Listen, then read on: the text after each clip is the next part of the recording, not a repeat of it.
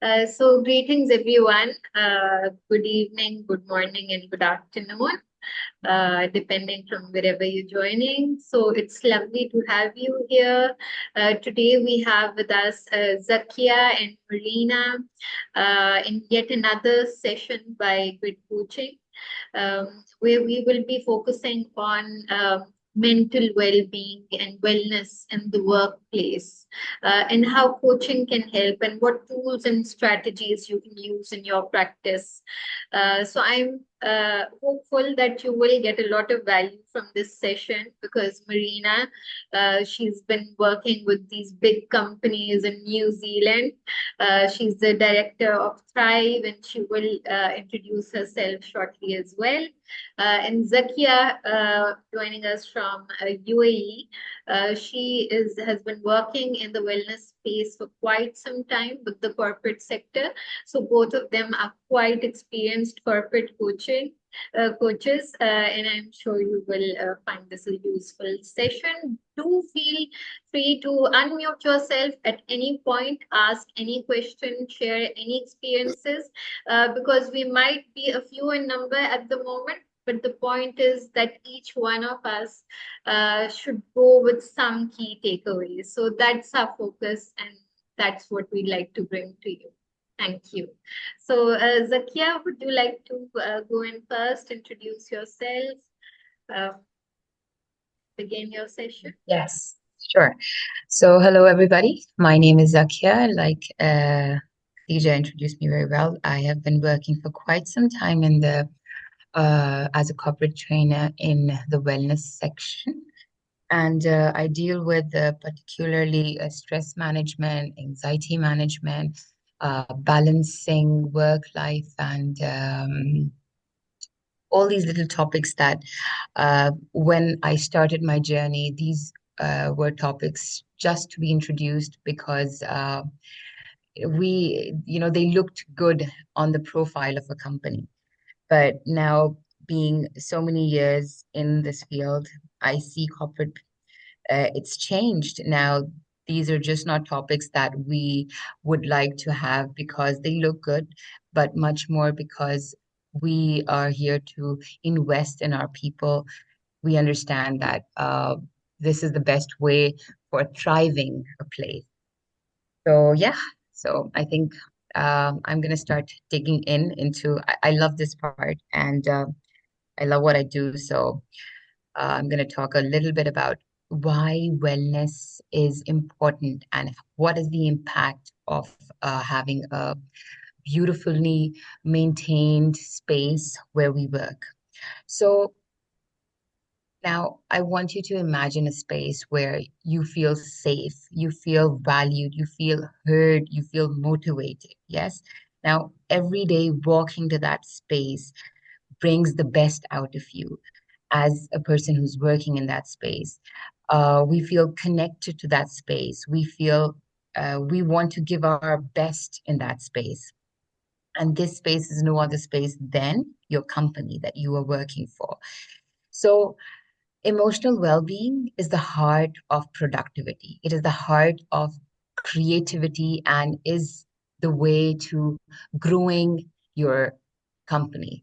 If we invest in the well-being of every single person in our company, and it starts from us. If we are leaders who are compassionate enough to work on ourselves and to give that space to the people who are coming to work every day, it helps at a much greater level than we can imagine. So let us start by defining what is an emotional well-being space at work. So it's about feeling safe. It is about talking about every feeling that comes up for you. It's about being able to take that risk when you feel doubts all about yourself. It's about knowing that the person you go to is not going to judge you for anything that you have in your heart. So it's much more beyond just being a space for getting the support of your emotional health and mental health, but it is ensuring that every person is seen and is heard and is valued for what they are giving in. So there's a big link between well-being and performance. Uh, we all understand that when a person feels safe, they thrive, right? They do their best. So when we take care as leaders, if we're taking care of their well-being, we are assured that their performance, their productivity level is growing. So when people feel positive about their work environment, they're more engaged, they're more resilient. They are not scared to take risks to help them grow further, to help the company grow further.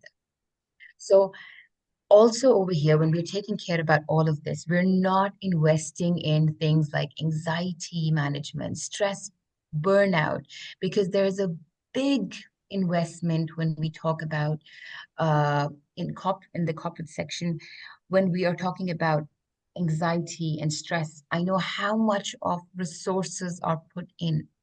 So over here, I say that, what if we talk about prevention is better than cure? What if we do not have to go up to the extent of burnout? What if we take care of our people like they do not reach where we have to give sessions on burnout, where we are allotting them with all the resources we're spending on them, but it is because we have to cure what they're going through. We rather invest in helping them nourish them by giving them all the compassion that they need to grow. So in a well-being space, in a beautiful well-being space, what are the building blocks that are needed?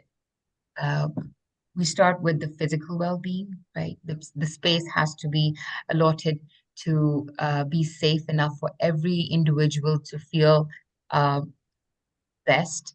And then we talk about the psychological safety, ensuring that people feel safe sharing their ideas and their concerns without any judgment, whoever they're reporting to, be it their colleague, be it their boss, be it anyone they're talking to. We help people understand that taking care of yourself and talking without fear is okay in a space.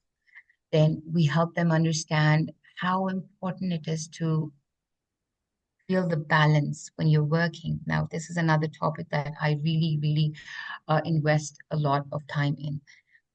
The work-life balance. I understand there is no such thing as balance, yes, but if we are at a space that we can allow the people to, I wouldn't say allow, if we make a safe space that the person working understands that, the security and sense of relaxment comes from home, and he feels that if I'm getting enough time at my house is going to help me be more productive at work. We are able to talk about such topics at work. That's a beautiful example of how a space that is letting you help you understand where does your time belong to? How do we help ourselves work and then also get where we have to go back? And the most important building block for this is your support system. We provide all sorts of information, resources such as, about mental health, about stress, about anxiety, about how to maintain your growth, not feeling fearful, connecting to your purpose of why am I here? Um, who is going to help me if I'm stuck? If we enrich every person with all these beautiful resources, we're creating a beautiful uh, space where people are love to be in. So another topic is talking about the open culture, right? The openness of how communication plays a very big role in any space that is where you are able to talk to without feeling scared. Now, we have to invest a lot in helping people, our employees, to understand that it's okay to feel what you're feeling and it's okay to talk about it also. rather than keeping things inside. We need to change things about communication, and we have to make it comfortable for the employees to talk about what they're going through, express their challenges, and also help them when once they've achieved something to uh, let them brag about it, let them feel they own that space. Leaders should engage in activities like active listening, showing the employees how mental well-being is a priority. Now, while we are creating this emotional well-being, what do you think is the most important uh, role of the leader? Over here, we have to talk about how it starts with the leader. I'm talking about building this space, but what is the most important point where it starts from? It starts from leadership. And it's not just any leader, it's a compassionate leader, a person who understands, who has worked on himself, who understands the value of how being a compassionate leader is is helping you thrive in your company. It's helping every person thrive.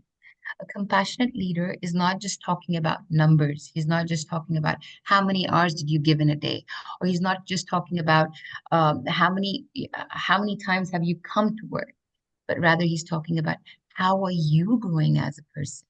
What is helping you? What are you doing? And why are you doing it? We are engaging in our employees more than just what they're bringing, but we're connecting them to who they really are.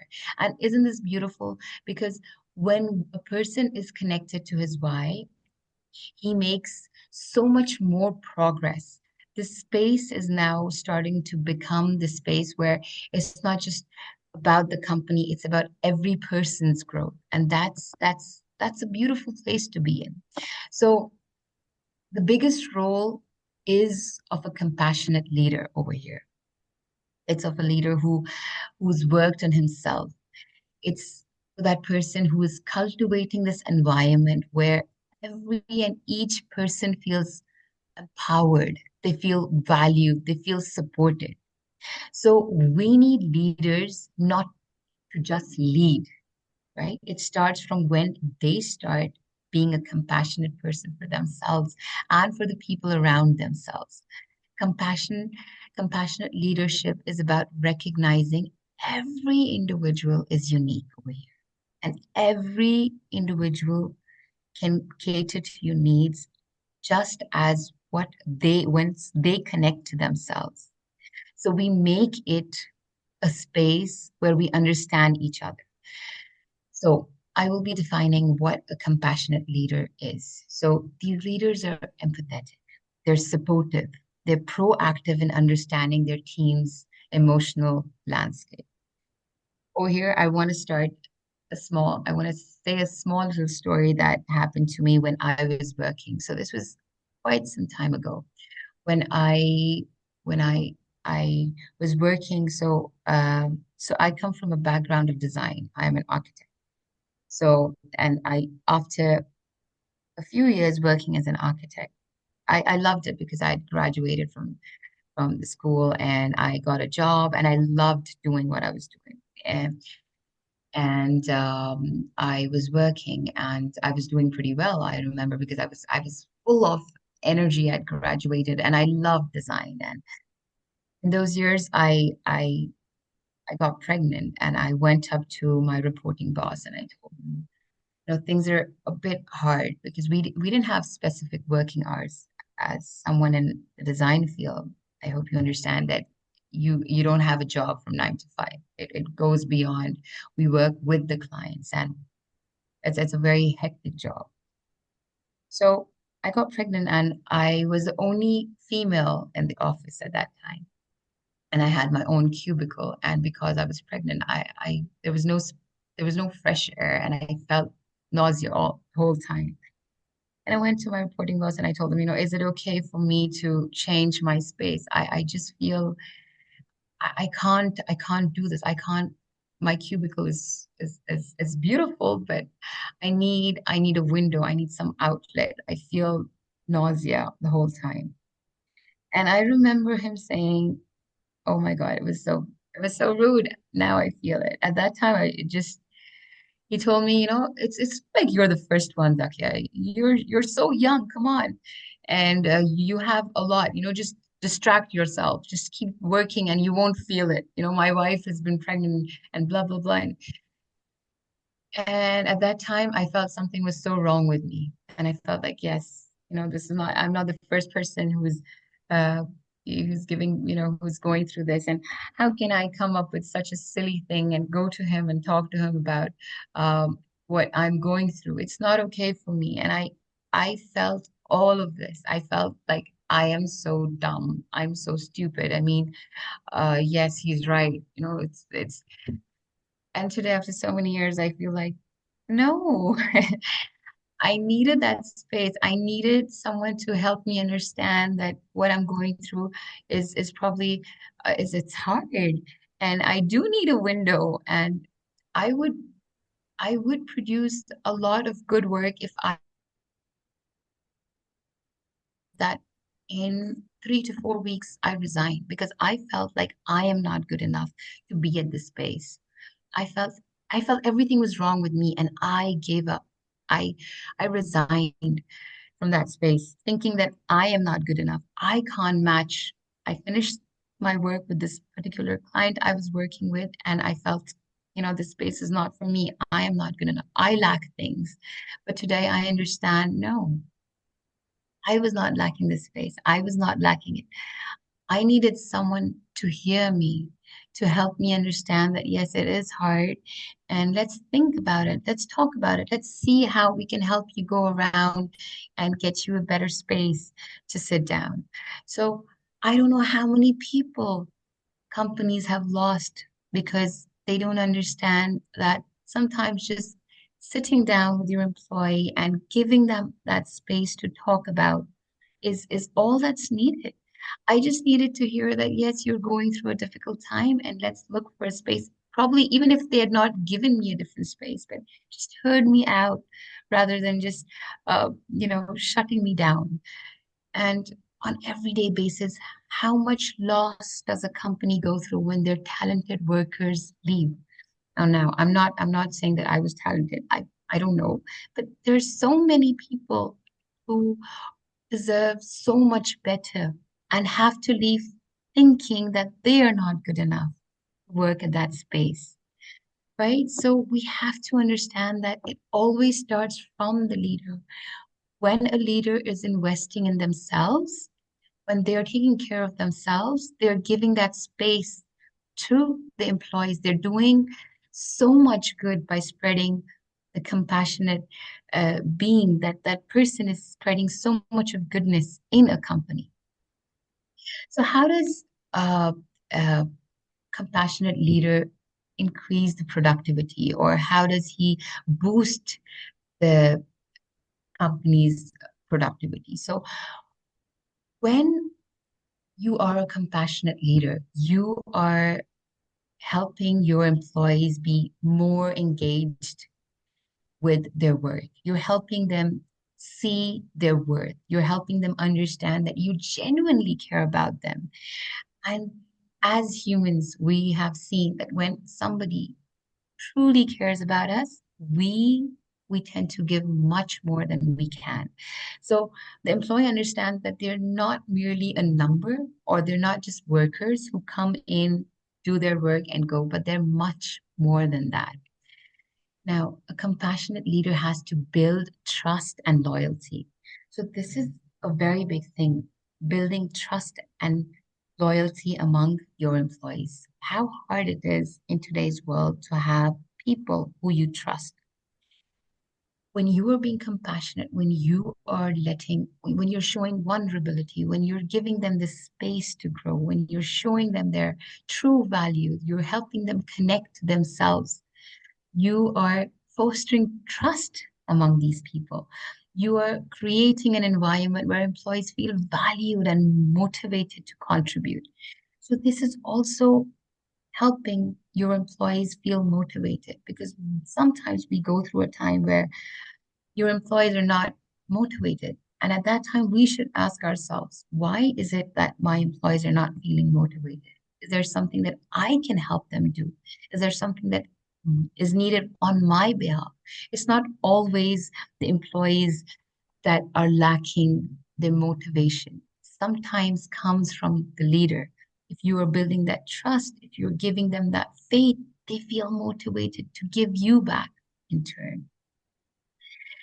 So, how to be a motivated, a compassionate leader? We have to understand how important active listening is. We have to stretch ourselves. I know it's not easy. I know it is hard to sit down and to listen to your employees.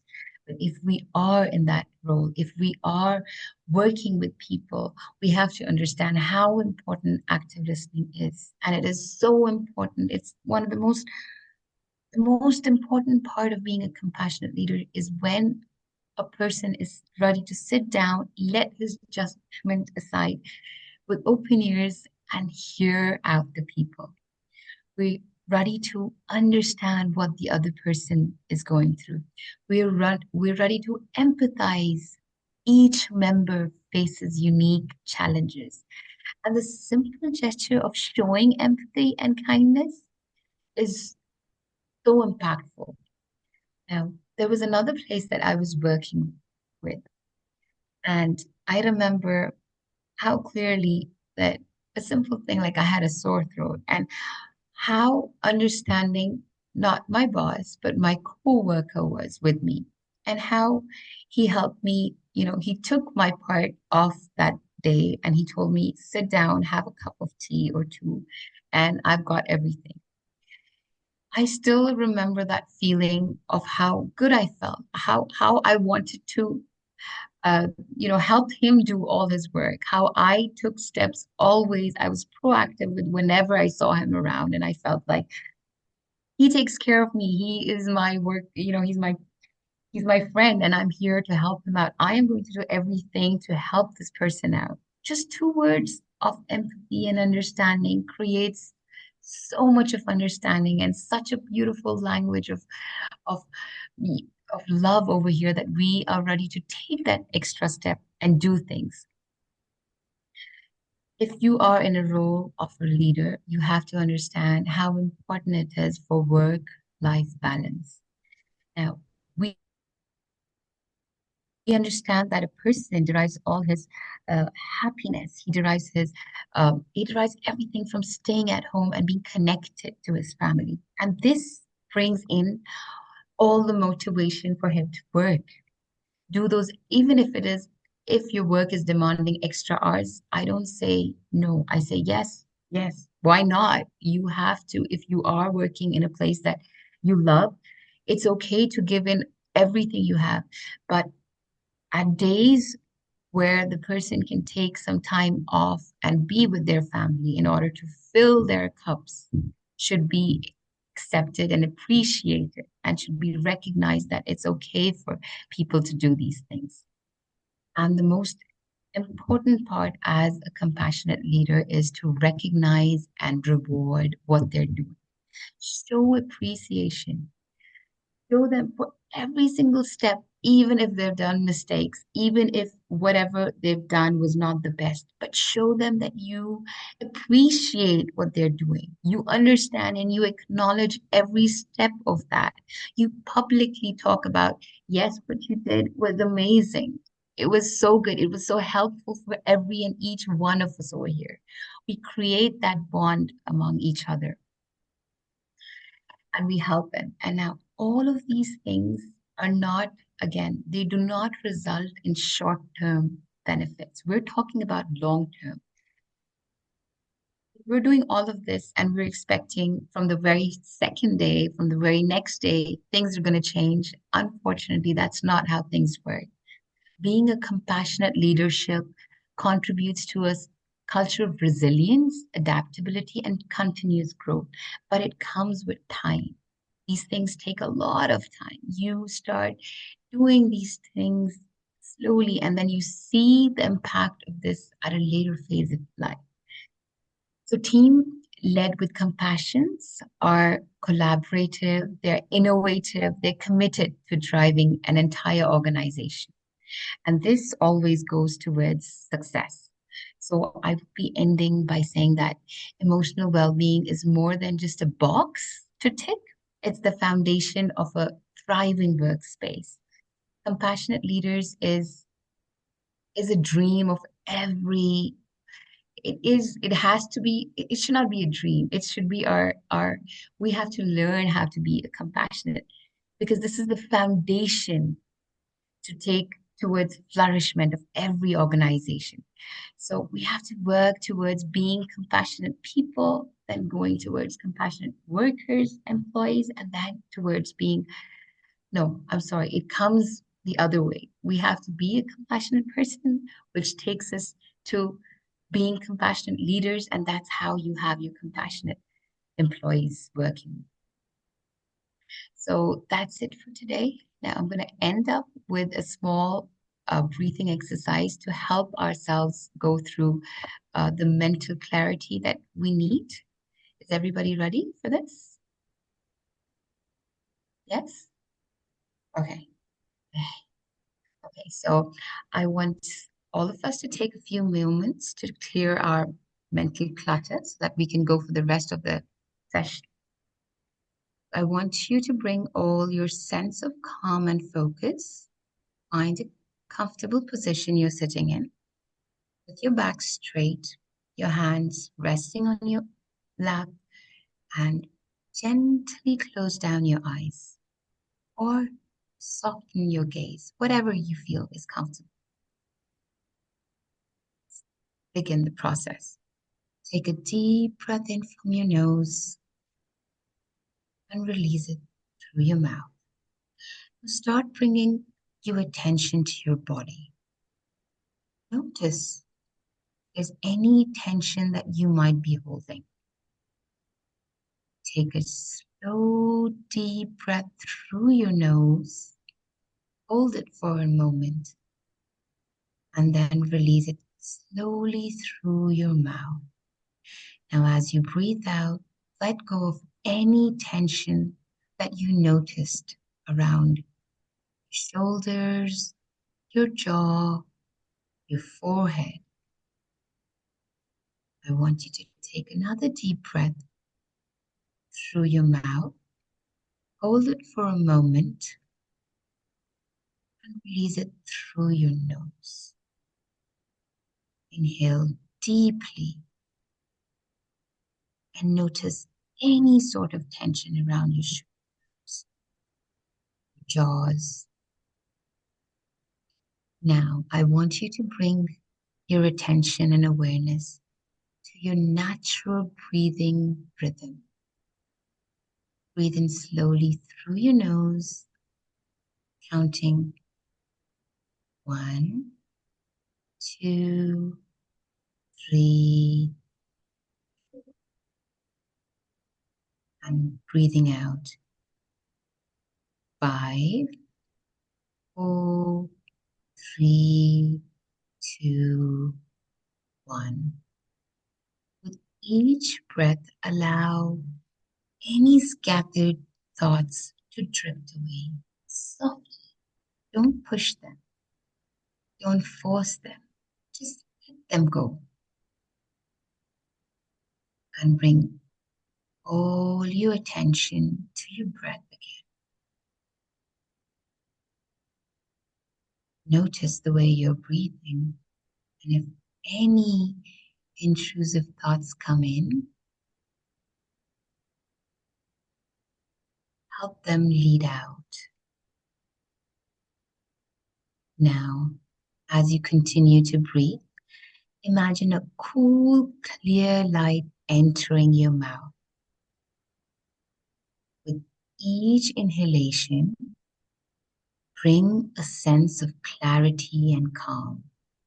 As you exhale, visualize any mental clutter or stress flowing out, dissolving into the air. Feel your mind becoming clearer. And it's okay if there are a couple of thoughts still there. Give them some time and they shall go. Now I want you to take a deep breath in, hold it for a couple, and take it out. You can get your awareness to where your tension was. If you still feel it, please take in another deep breath, a deep one this time, and let it out. Now, bring your awareness back to your surroundings. Wiggle your fingers, your toes. Take in another deep breath and exhale it slowly.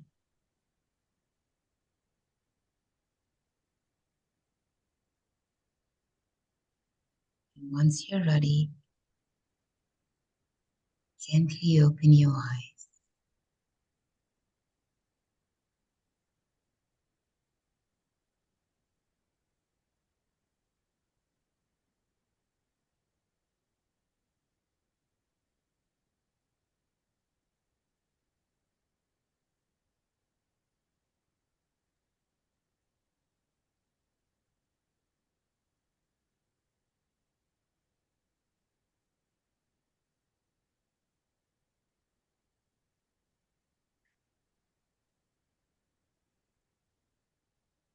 Thank you so much, Zakia, for the wonderful session. It was really simple yet insightful.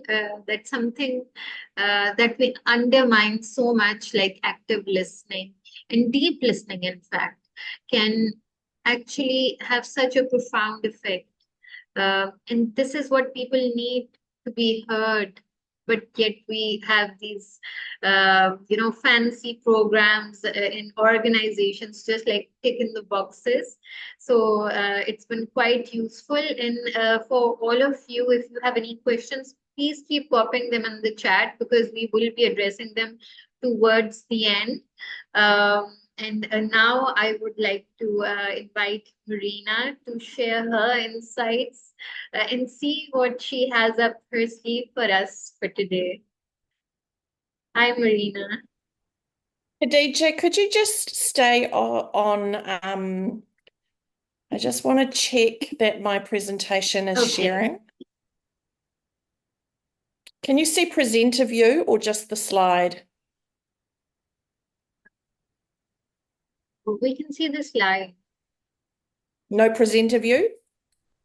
Um, It's all good. It's all good, Marina. It's all good, Marina. Thank you. Thank you, All right. Thank you, everybody, and thanks for being here, and thank you for the invitation, Khadija, and thank you to Zakia for that lovely beginning, which was so calm. I think that she should have an app where we can listen to her voice to take us to sleep at night. It was very, very relaxing. I've spent the last 5 years working for an organisation in New Zealand called MERC. That stands for Mental Health Education and Resource Centre. And I've been running this workshop as a 3-hour event. I'm going to zoom through it really quickly with you all. And then at the end of it, I'm going to give those of you who would like to facilitate this workshop the opportunity to use my slide deck, get my presenter notes, and have some support in getting yourself trained to be a wellness, not mindfulness, I would say, adding to your coaching skills the ability to talk about mental well-being. So I've called this Thrive and Revive. I guess I generally start with people understanding that if they have something serious going on in their life, that I encourage them to ensure that they've reached out to a professional for support with that. We know that there are a lot of people struggling with their well-being, and there are professionals who are able to support them. What this workshop is about helping people manage themselves who are on a fairly normal, safe pathway, not those who have very, very challenging situations that they're dealing with. So let me go through the slide deck. This is an important thing to register with people, that it's only in our thriving that we have anything to offer anybody. So if we're trying to inspire others or have a meaningful impact, we're only going to have the empowerment to be able to uplift, support, and genuinely connect with those around us when we are thriving. This does not come out of our surviving. Thriving isn't just a personal benefit either. It's an essential part of how we show up to the world. And when we're energized, balanced, and resilient, not only do we bring out the best in ourselves, but there's a ripple effect that extends to everyone that we encounter. So by committing to our own well-being, we create the capacity to lead, nurture, and contribute in ways that will truly make a difference. Thriving allows us to offer our fullest, most authentic selves. And when we're not thriving, it's easy to believe that we're the only one that's affected by that. But the reality is that our struggles often impact those around us in unseen ways. Our energy, our mindset, our reactions ripple out to family, friends, and colleagues, so that when we're depleted, we're less patient, less present, more prone to stress, which others may absorb or respond to in turn. Taking steps to thrive isn't just self-care, it's an act of care for those in our lives who rely on us to bring our best to the table. So by nurturing our well-being, we create a more positive and supportive environment for everyone that we connect with. In this image, I think it's really important to understand that there are two kinds of stress, and I'm sure that we've all experienced both of these. The key to understanding this is to realize that eustress is positive stress. It motivates us. It helps us to push through. It gives us, when we have challenges, it gives us energy and focus. So eustress is the productive zone where we're engaged, alert, and ready to take on what's in front of us. But there's this place called the tipping point where eustress can turn into distress. And this happens when stress goes beyond our ability to manage effectively. So at this point, instead of helping us perform, the stress becomes overwhelming, impacting our focus, creativity, even our relationships. And it can feel like we're losing control, making less productive, and we're more prone to burnout. Recognizing our own personal tipping point is what I think is really crucial for well-being. It's the point where we need to be able to stop ourselves from going any further, to actually step away, to pause, to reflect, to take intentional steps to recalibrate ourselves. And this will help us to stop slipping into the state of distress and allow us to return to the productive, positive mindset. Understanding where we are on this spectrum can empower us to make the adjustments in the moment. It might be that we need to set boundaries, practice mindfulness, or simply take a break. I like to use the metaphor of a backpack. And I just want to point out the little caption on the side that says, "No one rides for free." I think sometimes we look over the fence at other people, and in our brain we feel like, I'm in overwhelm, but look at them. They seem to be fine. Why is it that I'm the one who's struggling? And I think it's important to remember that no one rides for free. Everybody is dealing with stuff. Everybody has sadness, tragedy, stress in their lives. But how much people are willing to reveal it to other people, that's about the privacy issues that we have. In this metaphor of the backpack, I encourage people to take their psychological backpack off their back and open it up and see what they're carrying around with them. Imagine that the things that we had going on in our life are like a rock.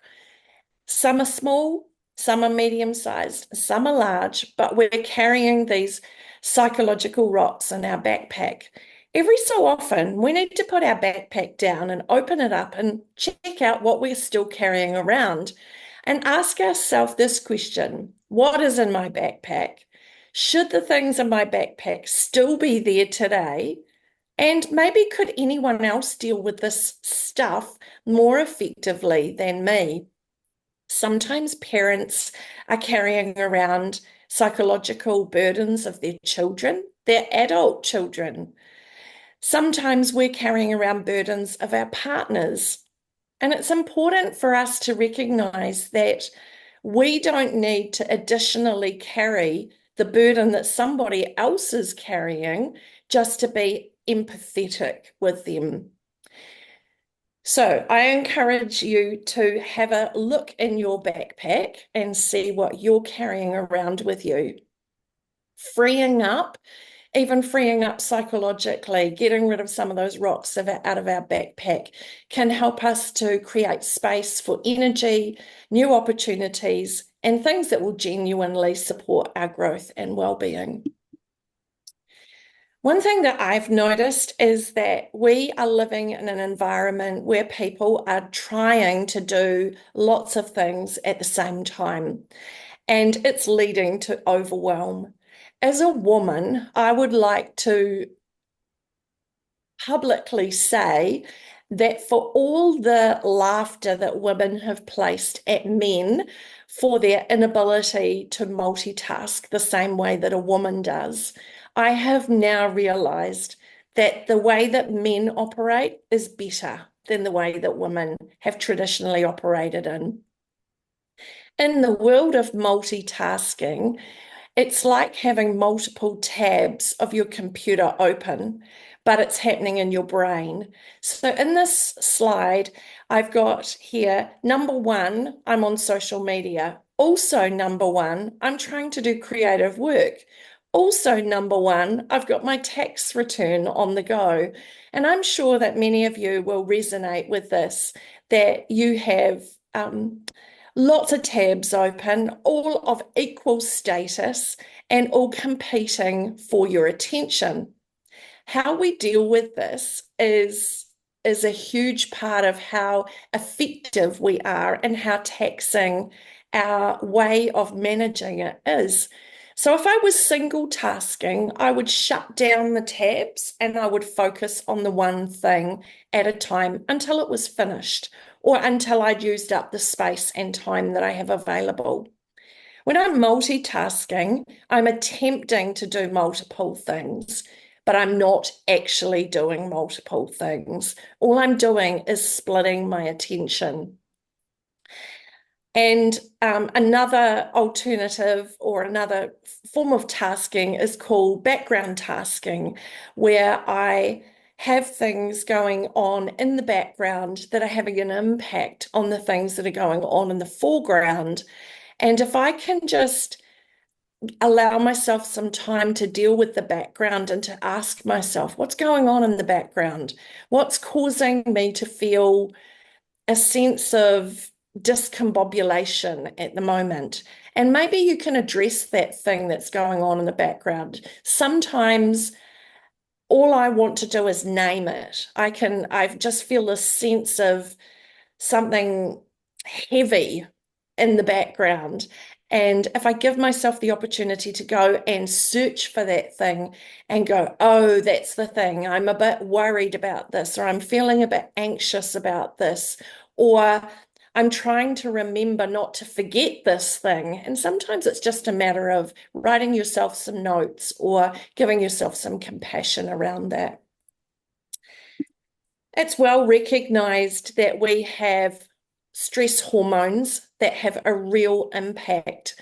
And here are 4 parts of our person that the stress hormones really affect: the cardiovascular system, including our blood pressure and the potential for heart attack, our brain, which can include depression, mood, and our gut, which has such a huge impact on our digestion and absorption, and the brain, the gut-brain barrier is really interesting. And then stress hormones, by the stress hormones, I'm talking about cortisol and adrenaline, have a huge impact on our immunity. So every time that your body releases adrenaline or cortisol into your body, it shuts down a whole lot of functions while it's raging through your body. It shuts down your reproductive system. It shuts down your immunity system. And while cortisol and adrenaline are active in your body, the systems, the digestion system, these are all closed down. They have stopped doing what they do because the whole of the body is electrified by adrenaline and cortisol. And I know that it's really common for people to have shots of adrenaline and cortisol going through them right throughout the day. Stress upon stress upon stress. And our gut, our immunity, our brain, our heart are so affected by this. And I'd really like just to say here that some of the things that people do in their mind, thinking that they're aiding themselves, are actually adding to the stress of the cortisol and the adrenaline as well. So, for example, drinking a cup of caffeinated coffee or having a caffeinated drink just can add extra stress onto the body because caffeine is essentially another shot of adrenaline. So we need to be really mindful about how we're managing ourselves, what we're participating in, and what we're taking into our body. One of the greatest things that we can do when we're in a state of stress with the adrenaline and the cortisol is to actually drink chamomile tea. That is one of the things that soothes and helps us to come to manage our nervous system. I'm sure that most of you have come across the Johari window, and this is an opportunity to see ourselves in our stress and recognize what it is that we need to learn about ourselves. So, for example, I'm not going to give you the whole theory of the Johari window here, but I'm just going to give you an application for well-being. Is that our open window needs to increase in size so that we can open into our blind space and find out, what don't I know about myself in my well-being? Am I aware of how my state is affecting other people? Am I aware of how aware I am of what's going on in my world? Then the unknown window is, what don't I know about myself that might help me to grow and improve? And then what am I hiding from other people that actually, if I was willing to be vulnerable about this, how might that help my well-being? So one of the areas, we have stuff that we hide because we feel guilt or we feel shame around it. And we feel like so long as that's hidden away from other people, then I won't be judged, is essentially the number one thing. I'm just going to share a little story here of one of the most stressful times in my career. It happened about 15 years ago when I had an incident. I'd had surgery and I had not checked my diary for a while. And I don't even know how this happened, but it turned out that I was in bed recovering from surgery, and there was an organisation in Christchurch that had 20 people waiting for me to turn up to facilitate on this particular day. And it was a disaster.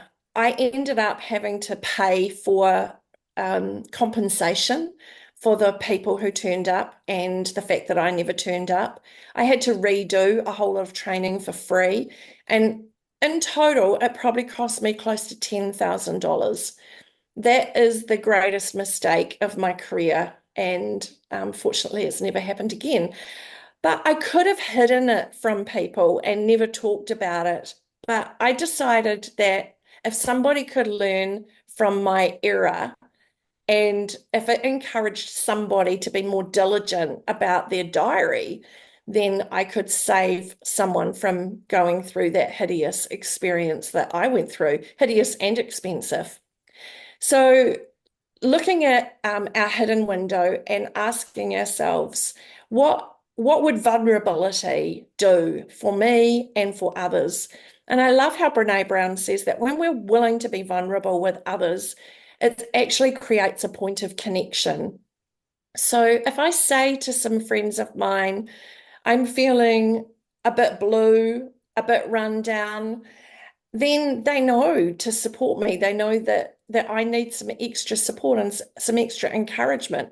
Whereas if I'm just soldiering on through the world, braving the world to the best of my ability, my friends can't support me because they don't know what's going on. So I think the Johari window is a really good tool for helping people understand their well-being, as is DISC. And I'm just going to briefly touch over this and just talk about how when I understand the likely behaviors that I'm going to have in a situation, then that helps me to understand myself and my well-being. So I'm a DI style individual, and I have a really intense way of seeing the world and participating with the world. So I'm productive, results oriented, very driven, very motivated. And so I kind of create a tough world for myself. And that realization helps me to remember that I need to lighten up. And sometimes I need to lighten up, not just for myself, but actually for those around me as well. When you understand your DISC style and the DISC style of those who you are influencing and those who are in your family, then it really helps everybody to look after each other and to understand what's going on. As a little funny side note, my daughter, who's 19, is an SC style. And when she is particularly stressed, she goes into clean and tidy mode. And she wants to clean and tidy every square inch of my home. Regardless of whether it's dirty or not, she goes into clean and tidy mode. So while I might be in a different zone, that's the thing that brings her relief or release from her stress. And I used to look at her vacuuming like a demon, like going maniac, like, cleaning, fierce cleaning. And I would think it was a little insult on how I perhaps hadn't cleaned well enough, until I realized this was her way of dealing with stress. And it brings her a sense of relief to do that. So understanding DISC helps us to understand each other in the well-being space, as well as communication and relationship building. I also really believe that understanding our values and having a clear compass enables us to direct our energy and be more intentional about the areas of importance to us. And when I'm clear on my values, I can keep coming back to them and checking in with, is my compass focused on due north? Do I have the right things around me that I'm attending to that are the significant things that are important? So on this slide, it says that education, relationships, creativity, health, financial independence, and community are this individual's key values. And so I would go so far as to say, make sure they're on the fridge, make sure they're in your diary. Make sure that they're visual for you to be able to see them, to remind yourself, these are my key things. So in this moment, at this time, when everything is feeling destabilized, if you can come back to your compass and say, what do I need to lean into? What do I need to be doing more of? I love the phrase, the quote from Viktor Frankl that says, between stimulus and response, there is a space, and in that space lies our potential for growth and freedom. And that's part of my mantra, really. It's such an important statement. Between stimulus and response, we have 3 choices about what we do with the stimulus. Are we going to change it? Are we going to live with it? Or are we going to leave it? And if I give myself the space to be able to tune in and decide which of those 3 choices am I going to make, then my response will be the one that I want it to be. And it will be deliberate, and it won't be reactive to the stimulus. It will be chosen intentionally. So I think that it's important to remember that we always have a choice, and that maybe I need to give myself some more space than I have been in order to be able to respond to something more effectively. Just a couple more slides before I finish. The importance of sleep cannot be underestimated. And I believe that in stressful times that we actually need more sleep. And I know that sometimes people are really struggling with sleep. Even in normal circumstances of life, they struggle with sleep. So in stress, it can become even more challenging. Whatever your challenges are around sleep, I believe that if this was prioritized,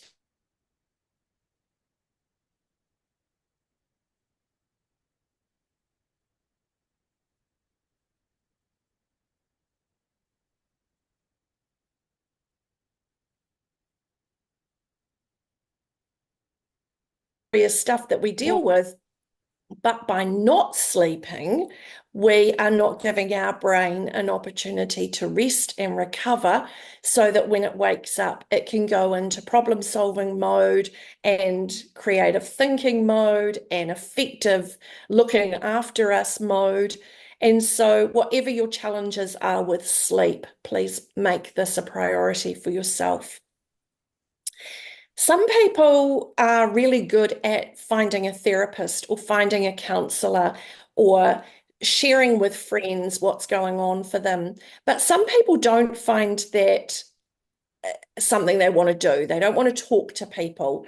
They, for whatever reason, they'd prefer to deal with things on their own. And I think the RAIN principle in mindfulness is a really good tool for people who want to work through their stuff privately. So this is a journal activity, and I'm going to offer you the opportunity to learn some more about this a little bit later, but time is flicking on. So I've got two more slides to go. One is this challenge, and I say this a lot: nothing changes if nothing changes. So in order to move from intention to action, we actually need to think about what it is we're going to change. So what will be my critical change? What will be the hardest change? What's the fastest change that I need to make? And we need to be focused on what changes we are going to make in order to prioritize our thriving. And finally, I'm a huge advocate for creativity. Creativity builds resilience, it soothes the soul, and it's a great problem solver. It's the most bizarre thing, but when you have a huge, gnarly problem and you don't know what to do with it, if you can go and sink yourself into a creative project, you can find that your brain can solve the problem simply through the process of being creative.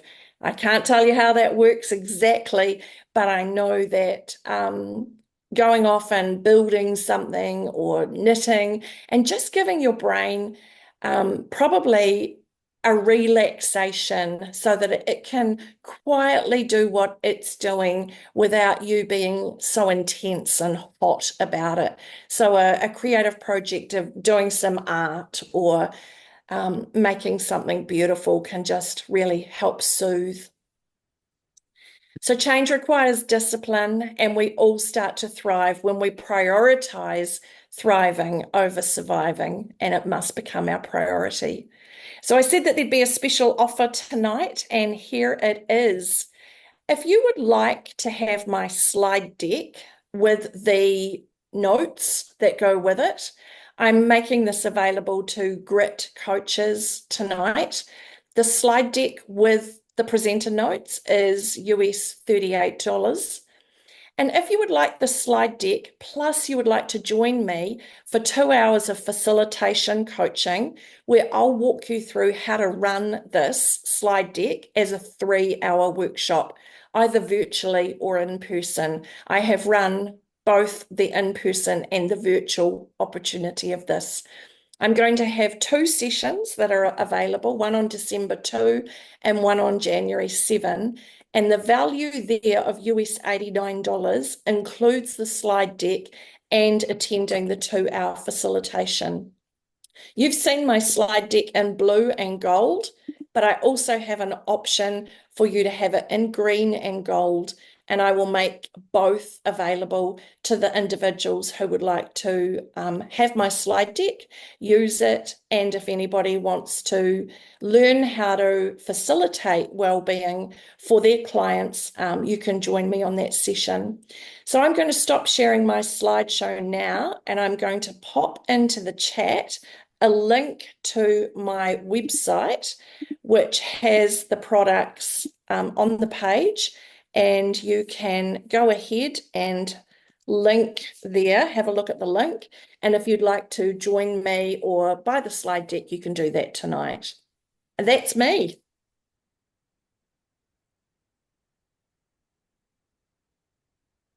Thank you. I think a big round of applause for both the speakers. Thank you, Marina. Can you unvideo yourself, like come on camera? Just a few. Let's give a clap for Marina and Zakia. Thank you for the very insightful session. I'm sure we all of this, attendees have taken something away from today. Please feel free to unmute yourself if you have any questions.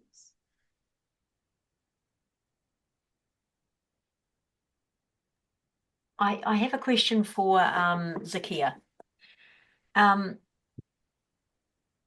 Zakia, I'm just curious about what you would say to a leader who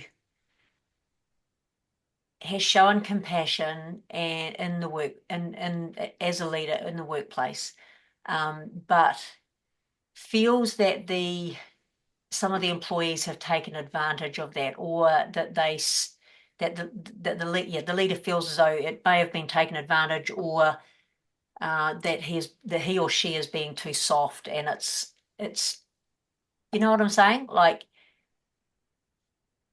how would you respond to that? So when I say compassionate, right, it does not mean we stretch ourselves towards what I'm hearing from you is if someone is taking advantage. Now there's a fine line between being a compassionate person and a people pleaser. A compassionate person cannot be taken advantage of, but a people pleaser can be taken advantage of. There's a fine line. When we have our boundaries in place, it's very important. As a leader, you have to have strong boundaries. Yes, I am compassionate. I do understand that you can't come. I do understand, yes. But then you have a gentle reminder, a gentle email coming up, you have this task. I understand you can't come to work. I get it. I know it's a hard day for you, but you have that email coming in through. You have to finish this at your pace. Yeah. And the constant reminders that you have strong boundaries to help you as a compassionate person. Compassion comes with a lot of strong boundaries. Compassionate person is not people pleaser. A people pleaser is someone who lets people take advantage of him. But a compassionate person knows that he has very little and limited amount of compassion, and he does not let that want to go or taken advantage of. Yeah. That's a great answer. Thank you very much. Thank you.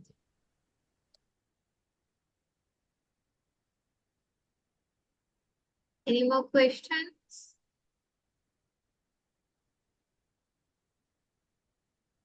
So it seems like we're all sorted. Thank you so much. Thank you, Naseem. You have to go. It has been lovely having you and all the attendees here. Thank you for taking out time for Grit. And the speakers, a special thank you to you for such an insightful session. We will be having the recording, and I will be sharing it, but it's on demand, depending on the consent of the speakers. So wishing you a lovely week ahead, and hope to see you in another session by Grit. Thank you. Bye. Good night. Thank you.